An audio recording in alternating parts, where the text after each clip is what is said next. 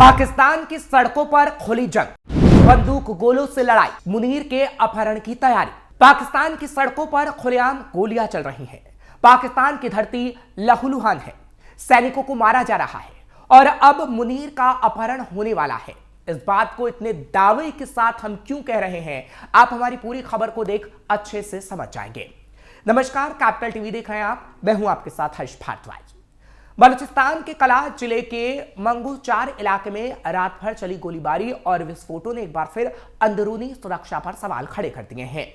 Social media और स्थानीय खबरों के मुताबिक क्वेटा कराची नेशनल हाईवे यानी NH-25 पर सड़क जाम के दौरान पाकिस्तानी सुरक्षा बलों और हथियारबंद विद्रोहियों के बीच भारी झड़पें हुई हैं। रिपोर्ट्स में दावा किया गया है कि इस हमले से पाकिस्तानी सेना को नुकसान हुआ है और कई पाकिस्तानी सैनिक मारे गए हैं। वहीं विद्रोहियों को कोई क्षति नहीं पहुंची है। यहां सेना के क्वाड कॉप्टर्स का इस्तेमाल कर बम गिराए गए, यानी ड्रोन का इस्तेमाल कर बम गिराए गए थे। फिलहाल अभी तक इसकी आधिकारिक पुष्टि नहीं हुई। ये घटना बताती है कि बलूचिस्तान में किस तरह से अस्थिरता बढ़ रही है, जहां अलगाववादी समूहों की गतिविधियां तेज हो रही हैं। ओपन सोर्स इंटेलिजेंस और एक्स पर वायरल पोस्ट के मुताबिक मंगू-4 में करीब 1 घंटे तक चेक पॉइंट लगाए गए थे। यहां देर रात अचानक भारी गोलाबारी और विस्फोटों की आवाजें सुनाई दी, जिससे इलाके में दहशत फैल गई। ट्रैफिक पूरी तरीके से रुक गया और स्थानीय लोग घरों में छिप गए। यह हमला बलूचिस्तान लिबरेशन आर्मी यानी BLA जैसे संगठनों से जुड़ा माना जा रहा है। दरअसल बलूच विद्रोही पाकिस्तानी सेना पर संसाधनों के शोषण का आरोप लगाते हुए स्वतंत्रता की मांग कर रहे हैं। हालांकि पाकिस्तानी सेना की मीडिया विंग ISPR या दूसरे मीडिया सोर्सेज ने इस घटना को रिपोर्ट नहीं किया है। बता दें कि मंगू-4 और कलाह क्षेत्र बलूच विद्रोहियों का केंद्र है। फरवरी 2025 में BLA ने इसी इलाके में सैन्य चौकियों पर हमला कर 18 फ्रंटियर कोर जवानों को मार गिराया था। वहीं 2025 में भी हाईवे ब्लॉकेज और सरकारी भवनों पर कब्जे की घटनाएं हुई, जिसमें BLA ने 39 जगहों पर हमले का दावा किया। ये हमले इस क्षेत्र के खनिज संसाधनों के शोषण के खिलाफ हैं, जहां बलूच समुदाय का आरोप है कि पाकिस्तान केंद्र सरकार उनका फायदा उठा रही है। मुनीर का भी होगा अपहरण। इस वक्त पाकिस्तान से एक और बड़ी खबर है। पाकिस्तान के बलूचिस्तान में ही एक निर्माण कंपनी के 9 अधिकारियों का अपहरण कर लिया गया। इस घटना से इस्लामाबाद तक हड़कंप मचा हुआ है। सेना ने सारे इलाकों को घेरकर अगवा किए अधिकारियों की तलाश भी शुरू की। फिलहाल इन अधिकारियों का अभी कोई अता पता नहीं चल पाया है। खबर तो यह भी है कि अब बलूच विद्रोही मुनीर के अपहरण की भी तैयारी करने लगे हैं। दरअसल द बलूचिस्तान पोस्ट की रिपोर्ट के मुताबिक ये वारदात बुधवार को मस्तुंग जिले में हुई है। हथियारबंद लोग निर्माण कंपनी के 9 अधिकारियों को जबरन अपने साथ ले गए। इस घटना के बाद कुछ हथियारबंद लोगों ने कलाह के मंगचूर इलाके में क्वेटा कराची मुख्य राजमार्ग को अवरुद्ध कर वाहनों की तलाशी की। सूत्रों के मुताबिक नाकाबंदी 1 घंटे से ज्यादा समय तक जारी रही। इस दौरान गोलीबारी और विस्फोट की आवाजें भी सुनी गई। बताया गया है कि अपहरण की घटना के बाद पाकिस्तानी सुरक्षा बलों ने इलाके को घेरकर तलाशी अभियान शुरू किया, लेकिन उन्हें कोई सफलता अभी तक हासिल नहीं हुई है। 24 घंटे में बड़े हमले। इतना ही नहीं, 24 घंटे में बलूचिस्तान में कई वारदातें हुई हैं। पाकिस्तान के बलूचिस्तान में पिछले 24 घंटे में अलग अलग घटनाओं में भी 10 पुलिसकर्मियों समेत 3 सुरक्षाकर्मी और 11 आतंकवादी मारे गए। बताया जा रहा है कि नौशकी में गश्त के दौरान 10 पुलिसकर्मियों को अज्ञात हमलावरों ने गोली मार दी। पुलिस के मुताबिक गोलीबारी के बाद हमलावर मौके से फरार हो गए।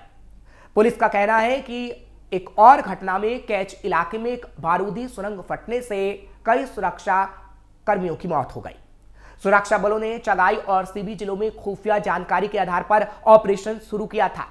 इस ऑपरेशन में भारी गोलाबारी के दौरान 11 संदिग्ध आतंकवादी भी मारे जाने का दावा किया जा रहा है, लेकिन बलूच विद्रोही इसे झूठा करार दे रहे हैं। अफगानिस्तान सीमा पर भी बढ़ रहा तनाव। इस घटना के बीच अफगानिस्तान पाकिस्तान सीमा पर भी तनाव चरम पर है। 22 अक्टूबर को दक्षिणी वजीरिस्तान में तहरीक तालिबान पाकिस्तान और पाकिस्तानी सेना के बीच झड़पें हुई, जहां TTP ने एक सैन्य चौकी पर हमला कर 25 सैनिकों की मौत का दावा किया।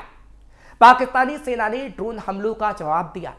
यह अफगान तालिबान के साथ चल रहे संघर्षों का हिस्सा है, जहां अक्टूबर में काबुल और कंधार पर हवाई हमले हुए। तालिबान से संघर्ष जारी। दरअसल अक्टूबर 2025 में अफगान पाकिस्तान सीमा पर सबसे घातक झड़पें हुई हैं। 9 से 12 अक्टूबर को पाकिस्तानी वायुसेना ने टीटीपी ठिकानों पर हवाई हमले किए, जिसके जवाब में तालिबान ने चमन और स्पिन बुलडाग पर पाकिस्तानी चौकियों पर हमला बोला। दोनों पक्षों ने दर्जनों सैनिकों की मौत का दावा किया।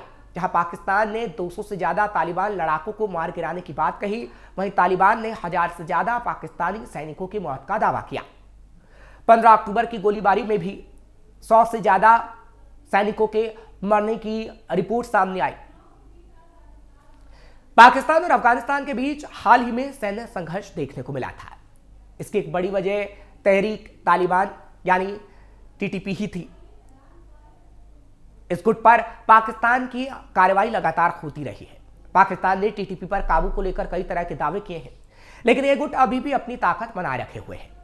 पाकिस्तान के खैबर पख्तूनख्वा प्रांत की राजधानी पेशावर में न सिर्फ टीटीपी के लोग खुलकर घूम रहे हैं, बल्कि सड़कों पर चेक पोस्ट भी बना लिए गए हैं। इसने पाकिस्तानी सेना प्रमुख आसिम मुनीर के सामने कई चुनौतियों को खड़ा कर दिया है। पेशावर के पास से ऐसे कई वीडियो भी सामने आए हैं, जिसमें टीटीपी लड़ाके सड़कों पर चौकियां तक बना रहे हैं, लेकिन पाकिस्तानी सैनिक कुछ नहीं कर पा रहे।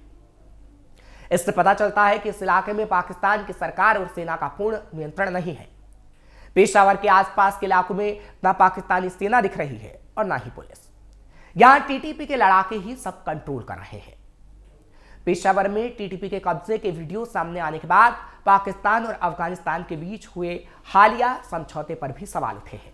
पाक सरकार से वहां की आवाम सवाल पूछ रही है कि तालिबान के समर्थन से टीटीपी खुलेआम अपना काम कर रहा है।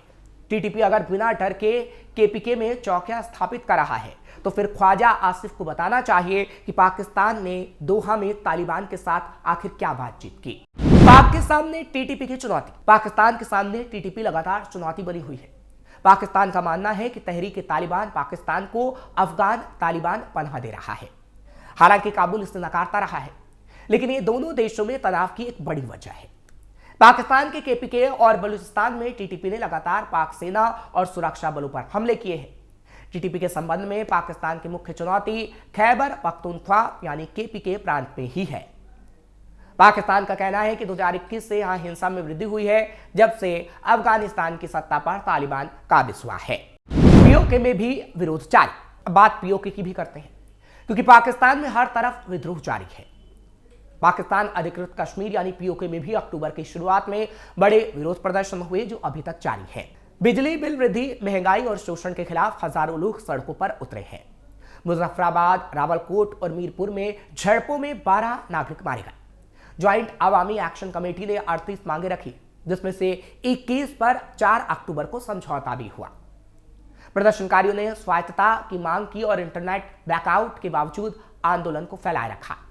यह घटना पाकिस्तान की आर्थिक स्थिति और सीमावर्ती स्थिरता की पोल खोलती है। फिलहाल एक तरफ जहां पाकिस्तान सरकार ने काफी मशक्कत के बाद प्रदर्शनों को शांत किया था, तो अब एक और नया संकट पैदा हो गया है पीओके में। पीओके के कथित प्रधानमंत्री चौधरी अनवारुल हक के मंत्रिमंडल के 3 वरिष्ठ मंत्रियों ने पिछले दिनों इस्तीफा दे दिया। इन मंत्रियों ने अनवारुल हक पर पीओके निवासियों और पाकिस्तान में रह रहे कश्मीरी शरणार्थियों के संवैधानिक और राजनीतिक अधिकारों की रक्षा करने में विफल रहने का आरोप लगाया। 3 मंत्रियों के इस्तीफे से पीओके में पैदा हुई राजनीतिक संकट पाकिस्तान की शहबाज शरीफ सरकार के सामने एक नई चुनौती बन गई। पीओके के सूचना मंत्री पीर मजहर सईद ने सबसे पहले इस्तीफा दिया था। इसके बाद वित्त मंत्री अब्दुल मजीद खान, खाद्य मंत्री चौधरी अकबर इब्राहिम और असीम शरीफ भट्ट ने इस्तीफा दिया। इन नेताओं ने मंत्री पद से अपने इस्तीफे के बाद बयान भी जारी किया और कहा कि हक की सरकार पीओके के लोगों और पाकिस्तान में रह रहे 25 लाख कश्मीरी शरणार्थियों के मुद्दे पर फेल होने की वजह से नैतिक और राजनीतिक वैधता खो चुकी है। इस्तीफा देने वाले मंत्रियों ने कहा कि अनावरुल हक को सत्ता में रहने का कोई अधिकार नहीं है और शहबाज भी पूरी तरीके से फेल हो चुके हैं। इन मंत्रियों ने हालिया अशांति से निपटने के सरकार के तरीके की भी कड़ी आलोचना की है, जो ये बताता है कि पाकिस्तान अब कैसे चारों ओर से घिरा हुआ है, जो उसके पतन का भी कारण बन सकता है। फिलहाल आपको ये खबर कैसी लगी कमेंट सेक्शन में जरूर बताएं। खबर को लाइक शेयर करें, कैपिटल टीवी को सब्सक्राइब करना मत भूलिएगा।